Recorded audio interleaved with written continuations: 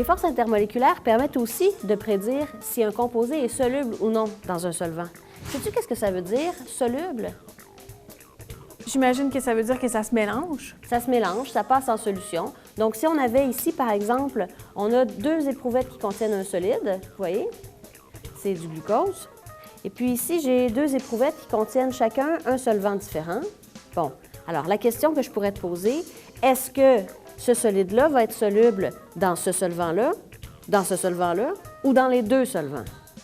Est-ce que tu saurais me le dire? Comment est-ce que je ferais pour prédire? Ah, c'est ça, il faut utiliser les forces intermoléculaires. Je vais te montrer. On peut prédire si 2 substances vont former une solution en se fiant à l'adage qui dit que qui se ressemble s'assemble. Ce qui veut dire que pour qu'il y ait formation d'une solution, les liaisons intermoléculaires des substances impliquées doivent être semblables.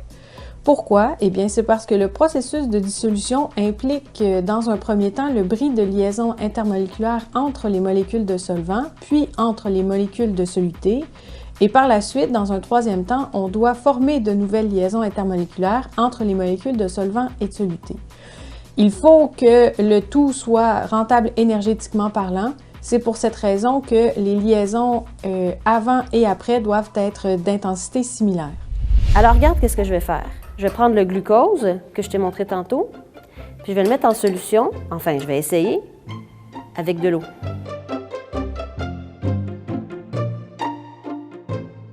Vois-tu? Maintenant, on ne voit plus de solide dans le fond de l'éprouvette. Donc, on conclut, le glucose est soluble dans l'eau. Je reprends un autre échantillon de glucose. Je vais essayer de le faire passer en solution dans du cyclohexane. C'est un solvant organique. As-tu la différence? C'est pas du tout soluble. Le glucose reste, on voit, il y a un précipité. Donc, le glucose est complètement insoluble dans le cyclohexane. OK, je te rappelle qu'est-ce qu'on avait vu tantôt. L'eau avec le glucose forme une solution, tandis que le glucose et le cyclohexane ne forment pas une solution. Il restait un précipité. Mais il y a quelque chose que je comprends pas, Caroline. On vient juste de dire que qui se ressemble s'assemble. Donc, si on regarde la structure du glucose puis celle du cyclohexane, moi, je trouve qu'ils se ressemblent pas mal. Pourquoi ils se mélangent pas? D'abord, on a dit qu'il fallait se fier à ce principe-là. Ah, le principe, il faut faire attention. C'est pas qu'ils se ressemblent en apparence. C'est qui se ressemble, c'est-à-dire fait le même type de liaison intermoléculaire. Ah. On va y aller de façon systématique. Est-ce que, parce que puisqu'elles forment une solution, l'eau et le glucose devraient faire les mêmes types de liaisons intermoléculaires. Quel type elles ont en commun? Probablement le pont H, à cause de la présence des groupements OH dans les 2 cas. Donc, probablement que les 2 sont capables de faire des ponts H. Oui, c'est ce qui explique d'ailleurs que le glucose, le solide, est soluble dans l'eau, le liquide. Maintenant, qu'est-ce que tu pourrais voir comme vrai problème avec le cyclohexane? Ah, là, je vois où tu vas en venir. Clairement, celui-là ici ne pourra pas faire de pont H parce qu'il n'y a pas de groupement OH, NH ou FH. Donc, comme il ne fera pas de pont H, c'est pour ça qu'il ne se mélangera pas parce qu'ils ne seront pas semblables en termes de liaison intermoléculaire. Exactement. Ils sont semblables ou non semblables en termes de liaison intermoléculaire.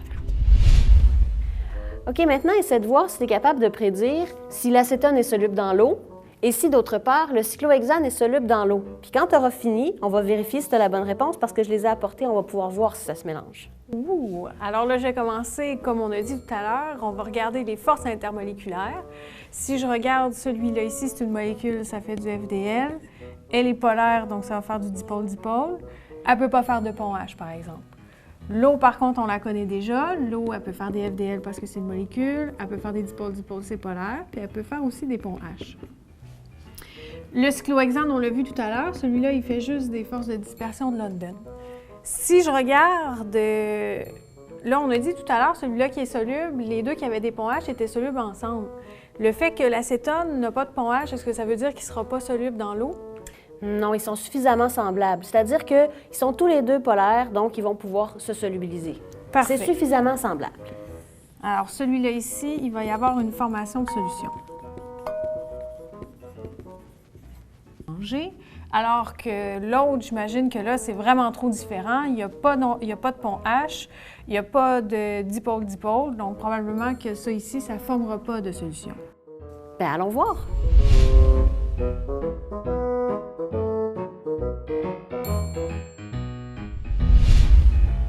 On va comparer nos deux mélanges.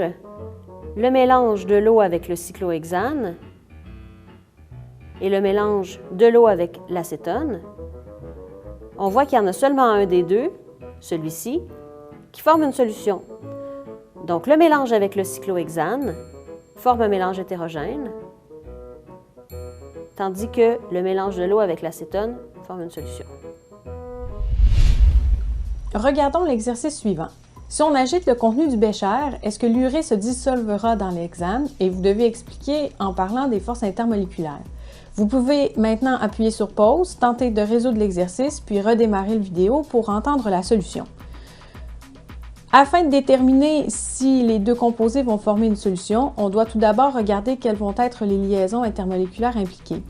L'urée est une molécule, donc elle fera des liaisons FDL. C'est une molécule polaire puisqu'elle a un vecteur résultant, donc elle fera également des liaisons dipôle-dipôle. Et finalement, la présence des groupements NH nous permettra de faire des ponts H. L'hexane, quant à elle, est une molécule, donc fera des FDL, mais puisqu'elle est non polaire et qu'elle ne comporte pas d'atomes très électronégatifs comme l'azote, le fluor ou l'oxygène, elle ne pourra pas faire de pont H. Si on compare les liaisons intermoléculaires faites par les deux molécules, on se rend compte que ces liaisons-là vont être trop différentes et pour cette raison-là, il n'y aura pas de solution. C'est pour cette raison que lorsqu'on va agiter notre bécher, on retrouvera quand même à la fin l'urée sous forme solide dans le fond du bécher et qui ne sera pas mélangée pour former une solution. N'hésitez pas à revisionner la vidéo autant de fois que nécessaire. Et pour vérifier votre compréhension, allez faire les exercices dont l'adresse est placée dans les commentaires en dessous du vidéo.